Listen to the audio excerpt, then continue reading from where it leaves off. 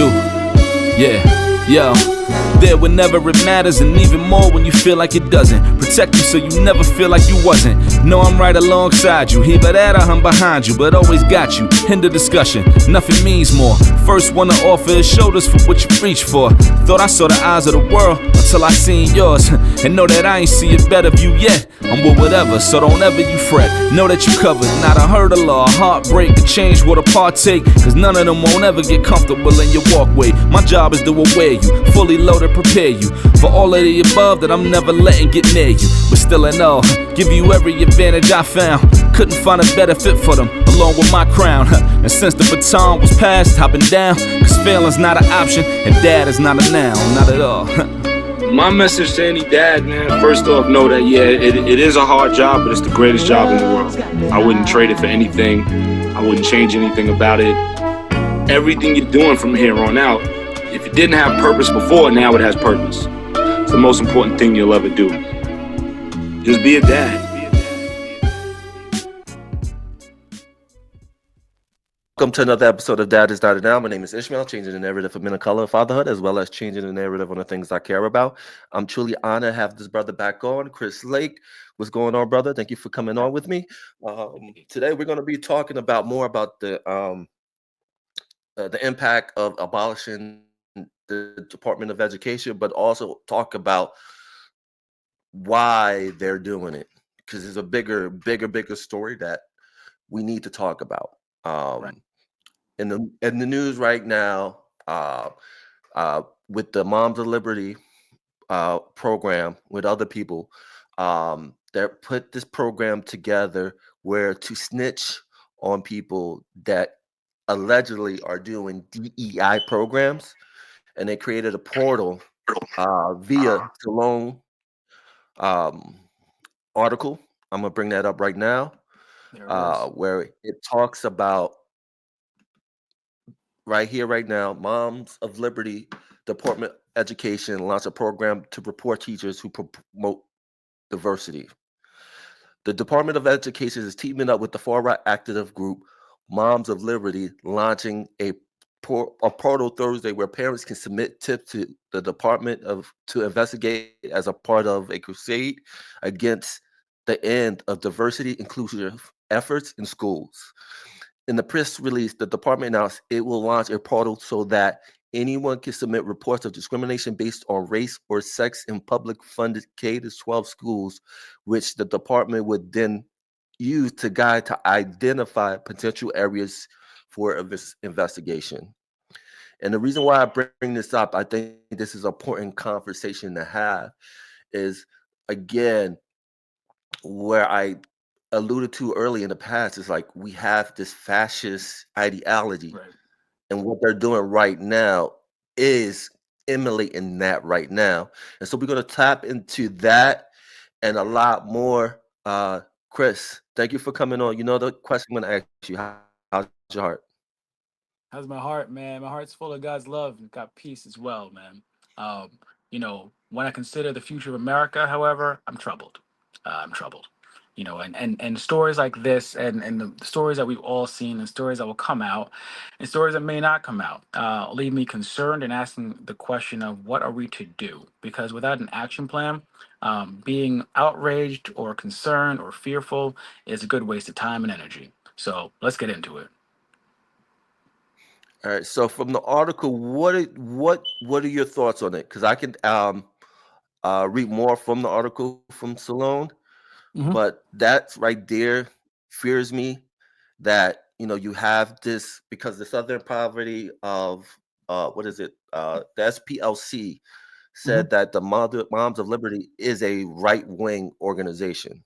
Right. Because a part of in this press release, that includes that the press release included a statement from Tiffany Justice, a co-founder of Moms for Liberty and the Heritage Foundation. If everyone that doesn't know who the Heritage Foundation, they are they basically the people that wrote Project 2025. Right. And the Justice claimed that the parents have been begging for schools to focus on teaching their kids practical skills like reading, writing, and math instead of pushing critical theory, rogue sex education, in divisive allergies, but their concerns would be brushed off or mocked or shut down entirely.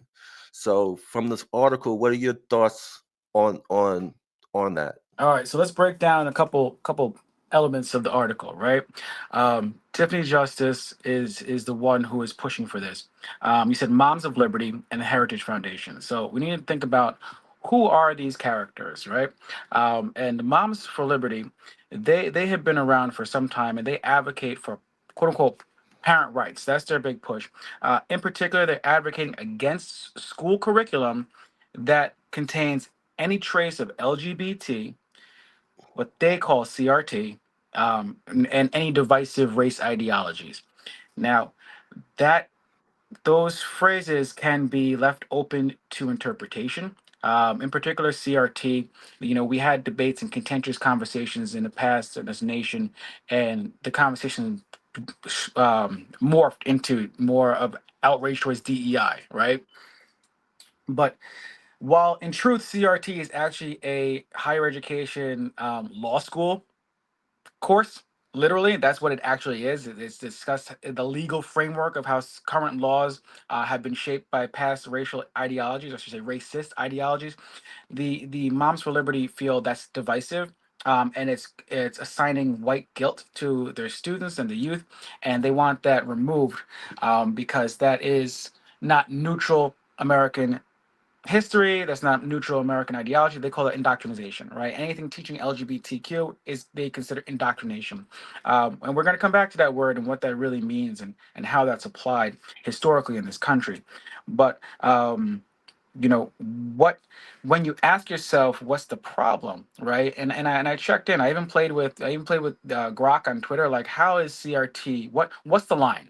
What's the metric? Because if they're concerned about teaching racist ideologies or teaching about racism, if I'm a history teacher, if I'm a seventh grade history teacher and I'm assigned a task to teach history, post construction, reconstruction, how do I discuss Jim Crow without it also teetering on CRT? Could a student say, hey, wait a second, Ma, today my teacher said that, ex slaves were treated poorly in the South, and that made me feel bad. Am I now guilty of teaching CRT? Not exactly. Okay. What their definition of CRT is you're allowed to teach racism in a vacuum. You're allowed to teach about racist incidents in a vacuum. So you can say at the time, Jim Crow South tr- mistreated black people, slavery was bad, X, Y, and Z. When you teeter into because of this, in the current day and age, these issues exist, that's when they're saying it's CRT. So critical thinking is allowed on the topic. However, it must remain in a vacuum. If at any point a teacher discusses the history, excuse me, the history of America's racist policies, the way that the government literally was either creating racist structures, infrastructures, or denying people of different races human rights, and discuss that leading into how today's populations are affected. That's what they want stricken from history books. And there's been, Ishmael and I, we talked about this. There have been other groups that have attempted to do this in the past in America. The United Daughters of the Confederacy were such a group that did something very similar to what we're seeing these MAGA moms or these educational advocates, these pro-parent advocates pushing forward. The ideas of restricting anything LGBTQ, that's another issue. They don't want discussed in the classroom. Um, the fear of indoctrination has no receipts behind it, and that's an issue. So if anyone's watching this and you're thinking to yourself, well, maybe I don't want my kid exposed to this, I always invite people to ask what are the excuse me, what are the facts? Fighting a little bit of a chest cold. I got it like a month ago. It's referred to as a 100-day cough. So excuse me if I cough a little bit, folks. Nothing's too serious. But what are the receipts? Always ask yourself, as my dad used to say, what's the source? Consider the source, son. What are the receipts? Are kids being indoctrinated? Are straight kids somehow being swayed by teachers into a lifestyle that is against their will? And there's no proof of this. It's a boogeyman that people use to scare people, but that's not how things work. Teachers don't have that much clout. I think anyone watching this realizes most of us thought our teachers were square. I'm pretty sure kids today still think most teachers are square, because honestly, most teachers are square. They're not coming in with this swag that's going to convince a kid to change their sexuality. I'm sorry, I don't buy that. Um, and it can be discussed in school because sometimes you need to discuss certain elements. You need to discuss the Stonewall riots so kids can understand how LGBT rights have developed. It is part of our culture. We see it all around, and these people are asking us to erase elements of the American population, in terms of how the history ties into today. And that's dangerous. We've seen in the past, in other countries, in other cultures, that when the attempts to alter history or erase history have been made, it wasn't by the winning side for a reason, because they had nefarious plans and the rest of the world stood up against them, if not their own countrymen. As you said as well, and I'll pause after this, she's tied in with the Heritage Foundation. If you're not familiar with the Heritage Foundation, they are the authors, the writers, the brainstormers of Project 2025. They wrote the book Mandate for Leadership. This plan has been cooking for 40 years. Since the Reagan administration, the Heritage Foundation has been working to create a system where a conservative government is locked in from top to bottom and is immobile, is not able to be voted out ever. They have been literally working for this since Reagan. And this is what we're seeing in front of us now. We're seeing rights being stripped away. We're seeing actions done without Congress, very intentionally, that are creating a mess. And it's not that easy to reverse if need be. So I'll pause there. But the next thing to talk about is parent rights, because that conversation we can get into. But I'll take a breath and let you ask me what you want to ask me No, next. no, no, no, no, definitely, definitely, because I just want to let people know the impact of this organization. This is from the Southern Poverty Law Center. They they say that they're basically a right wing organization. Mhm. In December of 2021, the Moms for Liberty created a political action committee which received contribution of $50,000 from Julie, the Harris of the public grocery store. This donation contributed significantly to the organization to ability to help fund the 2022 school board campaign, according to the co-founder who spoke to Politico. In 2022, the Moms for Liberty endorsed over 500 school board candidates across the country. Of this, 76% were first time candidates. This activity was a part of the organization's state goal to have a full hold in all 13,000 school districts in the United States. And I want to just put that into the conversation, is that they want a full hold on how our kids are educated. And you see the picture right here. This is the co-founders of of Liberty. On the left, you have Tiffany Justice, and on the right, you have Tina Desovich. This was the first ever Moms for Liberty event. If you want to add a little bit, two more, because you want to get into parental rights, because I think that's one of the languages they use for advocating for parents to have more rights what their kids are learning.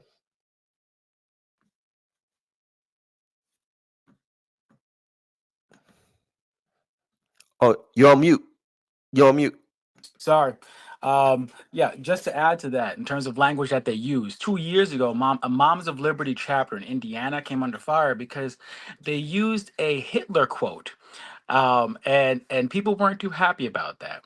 You know, be observant. Everyone who's watching, listening, be observant. Patterns of behavior tell you who someone is.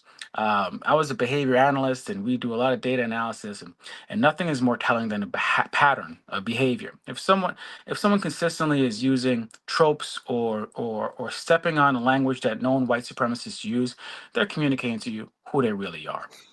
If people are consistently saying or downplaying the oppression of others, they are telling you who they really are.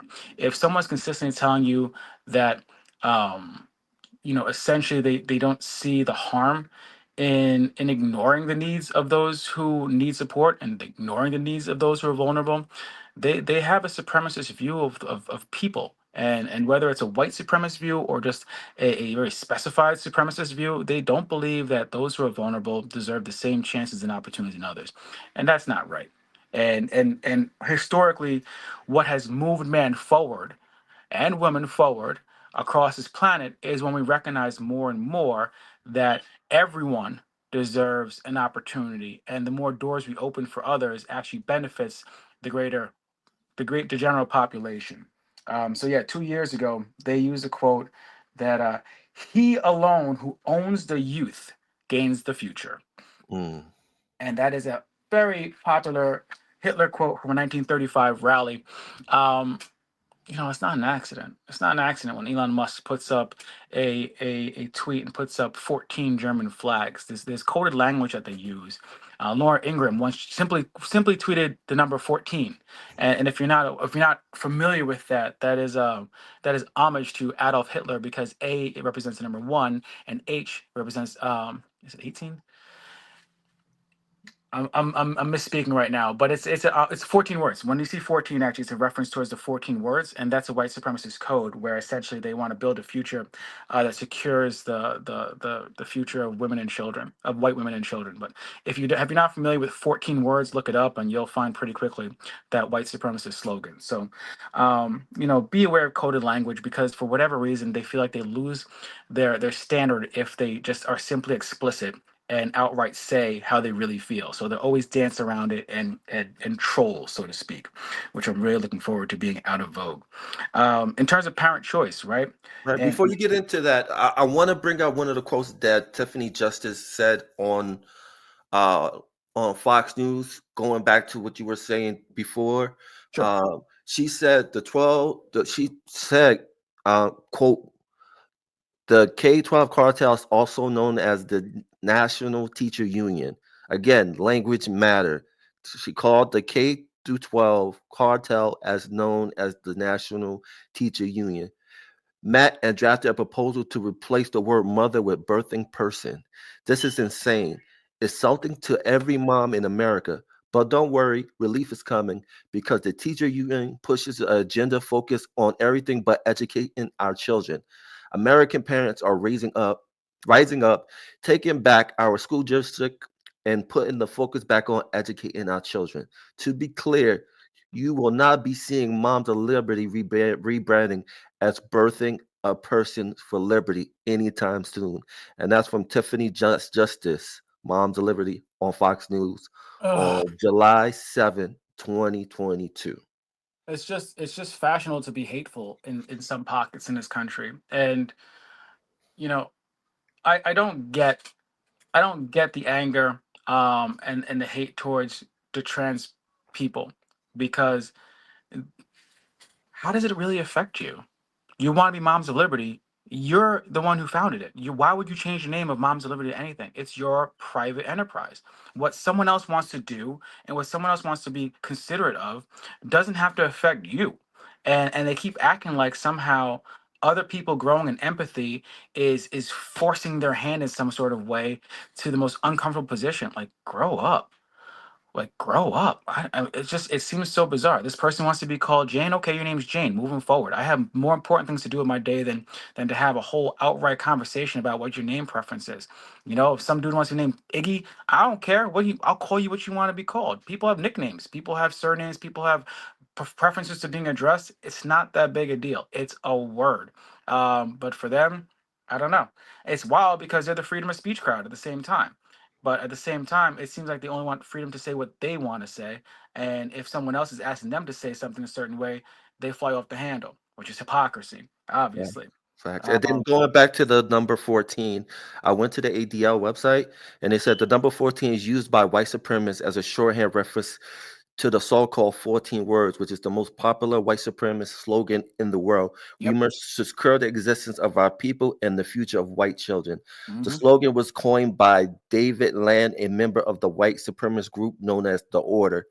Lane died in prison in 2007. The numeric symbol 14 is used in those countries where it's translated in a version of the slogan that comes to fewer or greater than 14 actual words. Because of the symbolic significance, white supremacist groups use that number widely, either itself or in conjunction with other numeric symbols, especially 88, which stands for Heil Hitler, or Right. white supremacists may incorporate the number 14 into the names of the group or the publication into the screen name or email address or virtually anywhere else. And Right. that's from the ADL website. Right. Right. 1488. Also 18 sometimes, because that stands for A. A is number one, and H is number 8 in terms of the alphabet. So if you see those numbers oddly thrown around, that's done on purpose. That's done on purpose. And you know, they have the right to say whatever they want. I just find it strange that the people who seem to be these huge advocates for freedom of speech just want to use it to use slurs.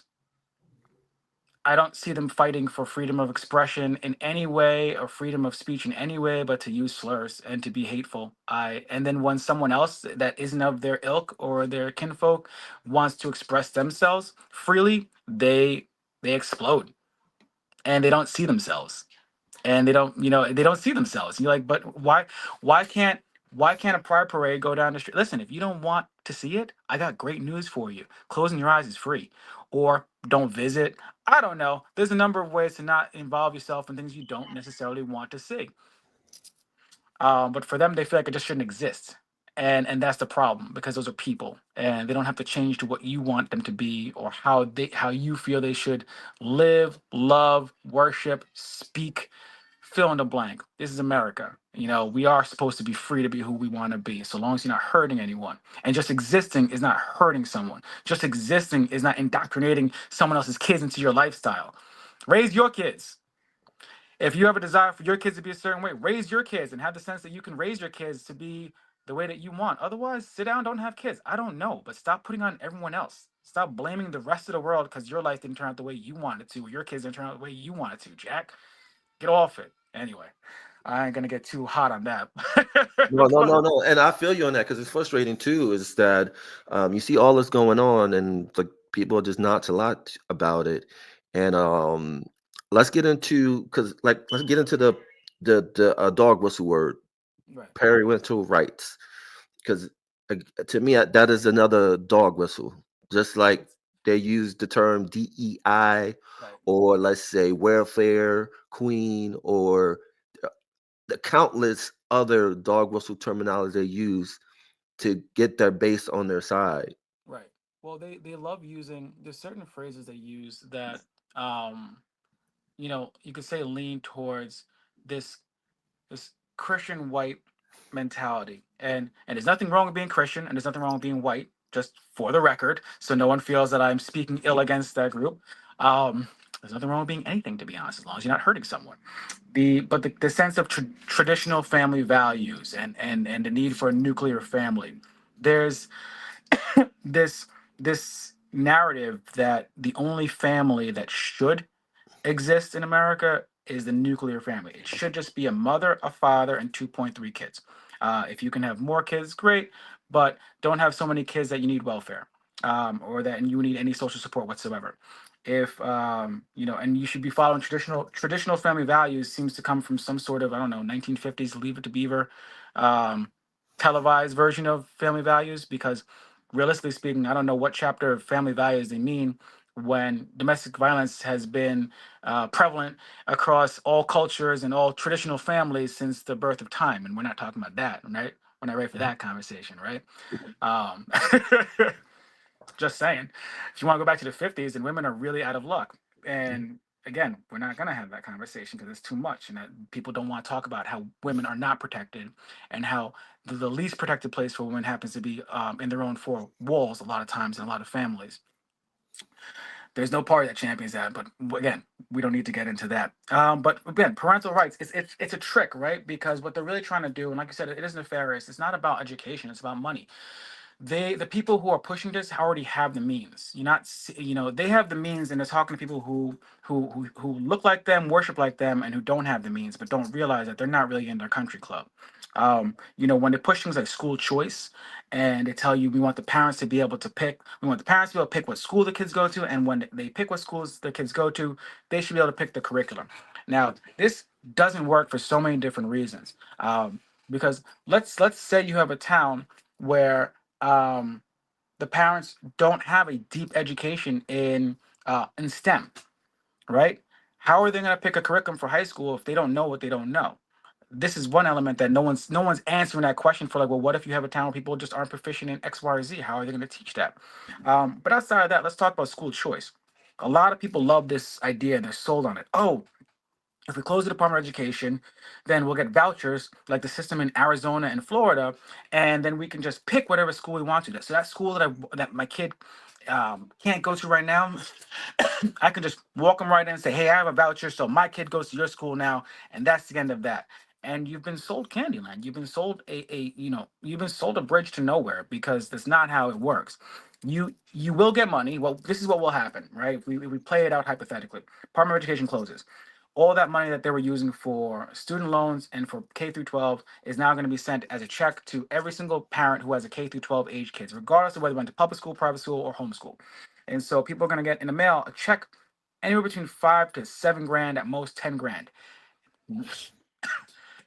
no strings attached, which is a very good selling point right before midterms, mind you. Just mark my words on that. To suddenly feel like this is the right party. Problem is, most schools don't cost that much.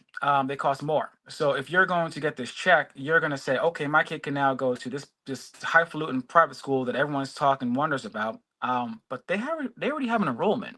They don't have to pick your kid. If your kid has special needs, they have no special needs teachers or support staff, so you're out of luck there, and they have no requirement to have special needs teachers or support staff or honor 504 plans if your kid has ADHD and just needs a little extra time to finish their exam. They don't have to honor that. You can't make them honor that. That whole, well, parents have a choice in the curriculum. No, they don't. Not at private schools. Maybe at the public schools that just got their funding gutted, but the classroom size is going to explode, and teachers can only do so much. I was a teacher. I'm done with teaching because I'm over it. There's going to be other teachers going to feel the same exact way. Um, so that idea of school choice, that idea of parents having involvement, that's not real. Yes, there are school boards and yes, there are school board meetings, but that doesn't mean that, John Q. Public gets to say, I want this educational program for my kid is going to be honored. They will let you speak, and they will make whatever choices they want to make regardless. Kind of like what happens right now. These people hinge on the general public not knowing how the systems work. Most of us don't know how the systems work. Most of us don't know what a comptroller is. And because of that ignorance, and because of, in part, our own lack of discovery, I'll be honest, the system benefits those who are already in power, or those with the most money, because those with the most money are able to engage the system and engage those in power in a meaningful way. Um, you know, be aware. Be aware of what's being sold, and be aware that of what's not being told, right? And I think that school voucher situation, they just get big eyes thinking I'm going to get money, and don't realize that that's not going to pay for everything. Mind you, on top, even if it does, like, let's say hypothetically, okay, it turns out this check did pay for the entire tuition of this school I want my kid to go to. That's 2 towns over. It's a great school. Okay, but it's not going to pay for school lunches, because private school, school lunch is a different ball of wax, and it's not going to pay for busing. All right, so you have to figure out transportation on your own. Not to mention a number of other things it won't pay for. Excuse me. But busing and school lunch, that's a big one. And that's going to be time out of your day, as well as money out of your pocket. If the voucher covers the entire tuition and the schools don't decide to increase their tuition because they have more people offering them more money, which in a capitalist system is almost guaranteed. Definitely, definitely. And I brought up this article. I don't know if I sent it to you, read, and it kind of goes back to we were talking about, like, those trigger words. Yeah. This is an article back in April 1st of 2021. This is from the Heritage Foundation's website. This is their opinion Ugh, column. yeah. This is from Jared Statman. And the key takeaways from this article: this new woke ideology, building a critical race theory, increasing embrace actual government race-based uh the tongue tie right now. Discrimination. Mhm. Qualifications are irrelevant. Yeah. Racial discrimination is good as long as you discriminate against the right people.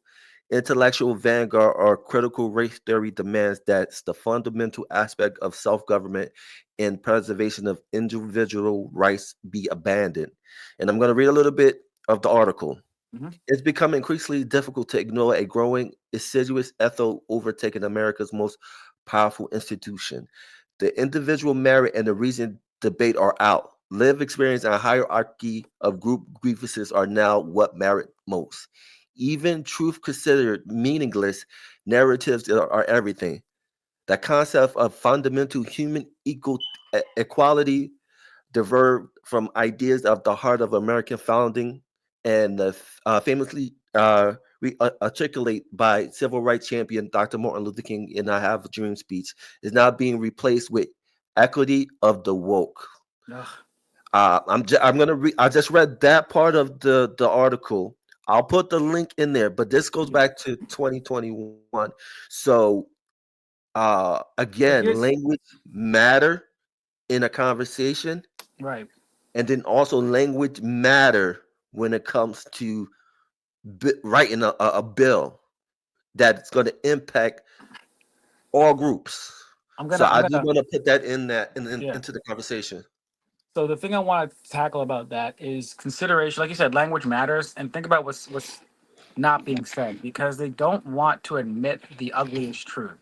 Um, with DEI, like they say, didn't earn it is the popular meme that's going around from conservatives. There is a belief in particular because when they talk DEI, they're really talking about black people.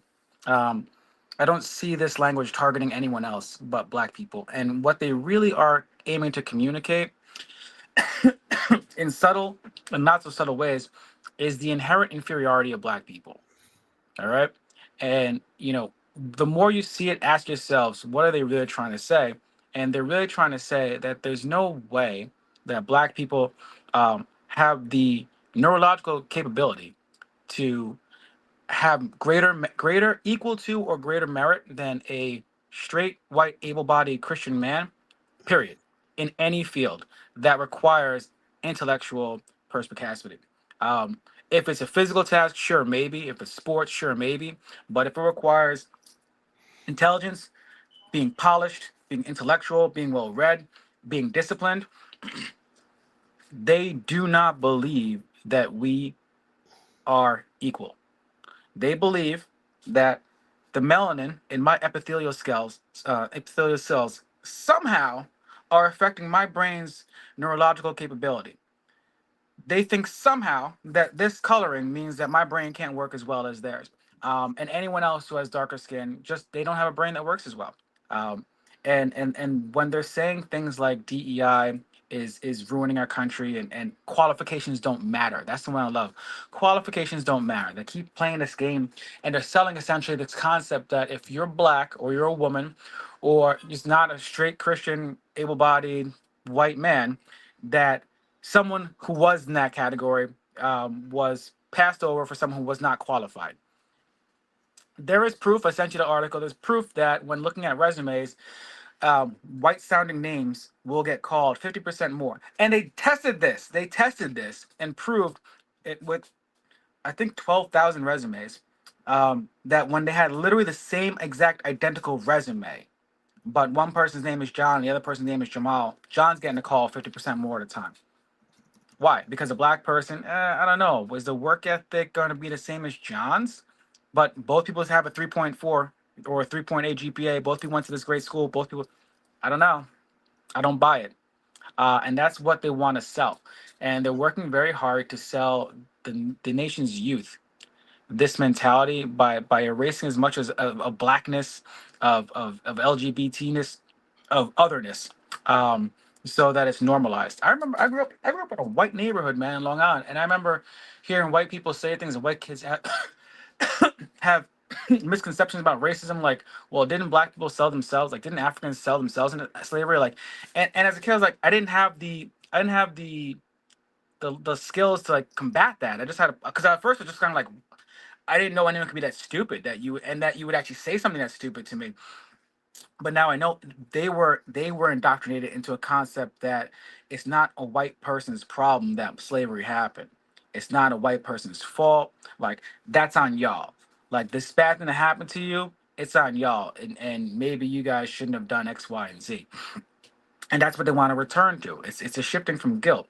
You know, we we have to find ways to work within our communities so that the youth are educated fully in the truth about our history now, after slavery, during slavery, and well before slavery.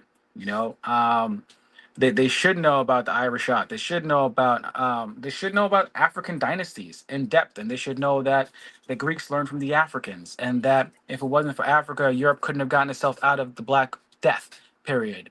They should know we invented soap, and that was a hygienic boost that changed how long Europeans lived. They should learn. They should learn a lot of things that are continuously erased from history, and I think also, we talked about the bridge. If we can find ways to bridge the gaps between not just black people and white people, but black people and all other people, because it's kind of on us, right? We're the only culture that's willing.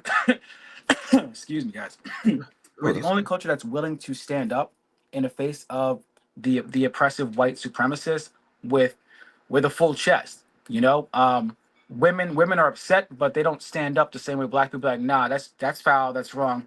There are white men who are unarmed and shot by cops, and there's no one who advocates for on their behalf. Yeah, And but they'll still jump in the comments when black people are discussing amongst ourselves how we feel terrible that this right, happened to fill in the blank, and we'll be like, right, like, not for nothing, man, like, you don't belong here. Like, you don't, you know that, right? Like, this room isn't for you. This conversation isn't for you. Not everything's about you. We're allowed to have our own space, just like if Italians want to meet in Sons of Italy. No black yes, people feel like I should make sure you guys are everything's cool and you're not being raped. Like, that's not my place to be. There's places where other cultures just aren't supposed to be, and we're allowed to say that. And for some reason, white people feel like whenever two or three black people are gathered, we should investigate and make sure everything's all right. Like, piss off, man. Every culture's allowed to have their space that other people don't have to have free entry to. Okay? It's not to say that we're gonna arrest you if you show up, but you should have the sense that you don't belong there, dog. Simple as that. But they don't we're the only ones who advocate, so we should also advocate for others. Like, I found out today. I was a philosophy major in college. I found out today that Socrates' teacher was a woman. mm, One of the greatest philosophers of all time. His teacher was a woman. Erased. Right? That's perpetuating that sense that it's only Christian, white, straight, able-bodied men that do anything of value. And it's like, no, man. All of us have value. All of us yes, have value, and someone else of a different culture or nature or religion or bodiness having value doesn't diminish your flame. We're all candles. My flame burns just as bright regardless of how many other candles are burning yeah, next to me, a mile down the road. If there's a torch that's happened to burn brighter than me, that's nothing to do with me. Like, maybe I got to find a way to work on myself instead of right. saying, no, everyone else come down a level so that we can feel good about ourselves. Get over it, man. Get over it. No, facts. And then what you alluded to about that report is called the discrimination report. You're right. I'll have the link in the description below for people to read it, because in the era that we live in, we got to bring the receipts. So Right. And I would say, listen, something that you can do is fill it out. yep, Reports like this, give them busy work. Fill it out with nonsense. Fill it out yep, with nonsense. Feel like, hey, today at such and such school, there was discrimination against puppets. And, I'm pro puppet. I love Sesame Street. This should be investigated. Do be ridiculous. yeah, They're being ridiculous. We should be ridiculous back. Waste their time. Because otherwise, what's to say that there won't be some Eric Cartman-esque 13-year-old who just wants to be a jerk? Listen, there's gonna be one. There's out of yes, 50 after 54 million kids, there's gonna be one who's like, I don't like my teacher. I'm gonna just put out a fake report, yeah, and they're gonna take that report seriously. yep, We yeah, miles to make that. It's just so dumb, man. I'm sorry. I have no better word for that. To just create an ndei.ed.gov, like that. It's childish, bro. Like, that's the thing. Like, it's head shaking because you're like, this is how childish you're gonna be about this, and like, how are you going to even how are you going to respond to this? How are you? What staff? yeah, The education department staff that you're closing is going to respond to this? Like, the Office of Civil Rights is going to respond? Like, what are you guys doing? That's part of why I'm like I'm concerned for the future of the country, but at the same time, I also look around and say to myself, like, you guys aren't very good at this. I don't want you to get better at this, but right now they have all the cards and they have nothing to stop them. No one's in their way. And this is the best they got. ndei.ed.gov. Snitch on your teacher. If they say anything about like, man, all right, good luck. It's And it's just crazy, man. It's crazy. But to wrap this conversation in a bow, because I want to tie this everything that we talk about to this right here. I think what people are not paying attention is this thing that's going right, to happen on Wednesday. The Supreme Court is going to look at this case that this woman on the screen, Marlene Aim, claimed that she was passed over by a job because she is heterosexual. right, So she claimed that she was passed over for a candidate that's gay, and right, she was demoted, and the job that she had previously went to another person that was gay. right, And so the Supreme's going to hear this on Wednesday, and I think they're going to decide this case. Uh, and it comes on the place of, with Trump purging DEI across schools, corporations, and local government um, across the country. Um, all right, what some of the Supreme Justices are saying. We are in radical agreement. Justice Neil Gorsuch said about the court census that the same legal test should apply to all discriminations claims, including ones for straight white males and male workers. That's right, what one of the Supreme Court said. And then also, everybody know who Stephen Miller is, and a lot of conservative legal groups came together, and the context of it is that they feel that because a certain group is the majority, that they would be the most to face the most discrimination. And this wasn't the purpose of of of the um of the initial intent. It right, was to help people of minorities groups who face discrimination. right. So I sent you that article. What are your thoughts on that? So there's a couple different ways to look at it. I stand for anyone who is abused or feels violated or maligned and legitimately so. That being said, logically speaking, is it possible there could be a workplace environment that intentionally discriminate against either a white person or a straight person? What was the third category? Was there a third category? Was it Christian or It was either way? religion.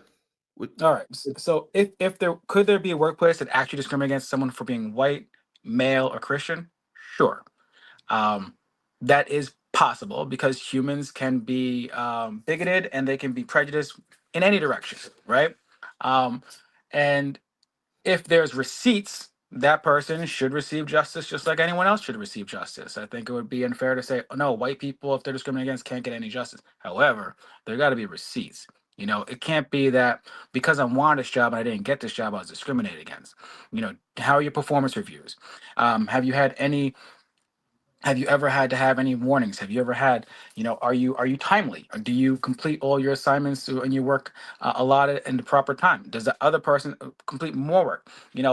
If there's proof, then, so be it. But that Stephen Miller statement that's where they're playing with math to say that since white people are the majority of the people in the country, so they're going to be the majority who are discriminated against is fallacious. It's not it's it's a spurious argument because yes, you are the majority, so but that does not necessarily mean that you are being discriminated against because the one who is most likely to discriminate is someone who is in a position of power. And since you are the majority, white people are the most likely to discriminate against someone else, and someone is least likely to discriminate against themselves.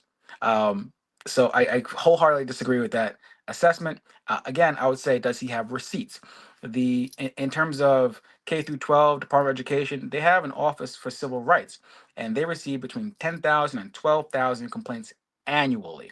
It is not difficult to do the math and say out of those 10,000, how many have been filed by someone because they were discriminated against because they were white, straight, male, or a man. And if the number is exceedingly low, that's your proof. It's not hard to prove. So the issue is watch out for people who just say anything and have no source. and hope you're not going to dig or do research, because I doubt that one. Again, if eh, that's like saying, cops are the most likely to arrest. What's that like saying? A cop is most likely to arrest another cop because they're the ones who are in charge of justice. It's like Right. obviously they're gonna turn a blind eye. Obviously there's endless amounts of receipts towards the opposite, where someone gives someone a pass because they are the same ilk or kin as themselves. And if the majority of people in power are white straight men, they are least likely to discriminate against themselves. Again, that argument is false. But as per her, if she legitimately was discriminated against, if she did deserve the position, and her boss, who according to the article was LGBT, only promoted people who are LGBT, that is discrimination. I don't necessarily want eh, and there should be no discrimination. I don't like the term reverse discrimination or reverse racism. That always bothered me. I'm like, no, it's just racism. Well, I'll say discrimination. Reverse discrimination. I'll take that back. Take that back. Yeah. Because racism is structural, right? Right. So, could a white person experience racism? Yeah, in Ghana, but not necessarily, not likely in America, because Right. structural racism, the definition of racism, folks. Like, if you're gonna look at the actual word, it Right. involves a structural oppression. It is not simply that guy called me a slur. All right. Right. Um, there's prejudice. Anyone can be prejudiced. Anyone can be bigoted. Anyone can experience prejudice. Anyone can experience bigotry. Racism specifically is a structural issue. Right. So, like, again, can a white person experience racism? Yes. In Ghana, in Botswana, in Nigeria, yes, they can experience racism. In America, that's not Right. structurally available.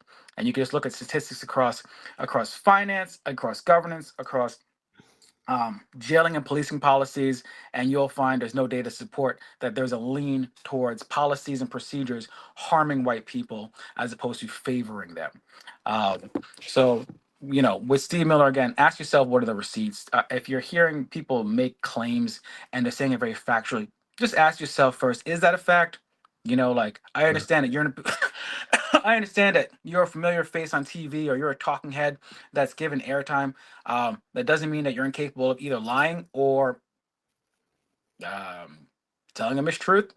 Not a mistruth, but either lying or misspeaking, right? So it might be unintentional, but if you're misspeaking on a numerical representation, that's important, because people believe that white people are the most discriminated against.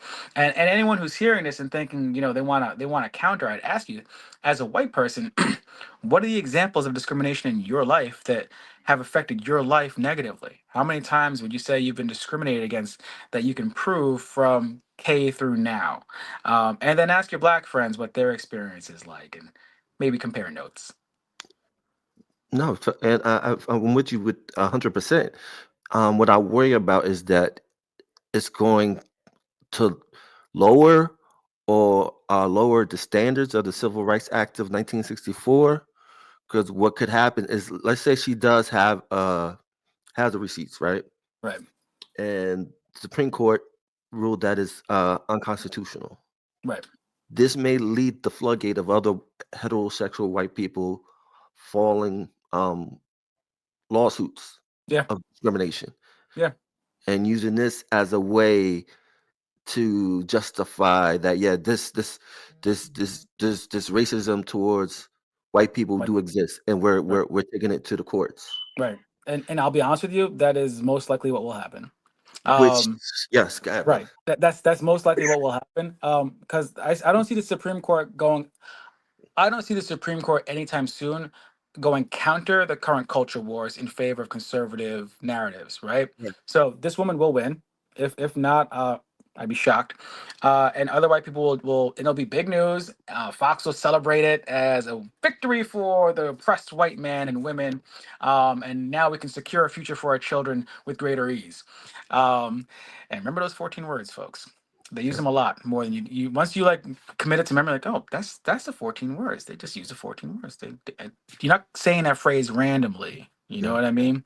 We must secure a future for our children. Just listen for that. And then a bunch of other white people and straight people will jump at it. The problem for me is that logistically, if this was a balanced justice system, she is in the right if she was maligned and she has receipts.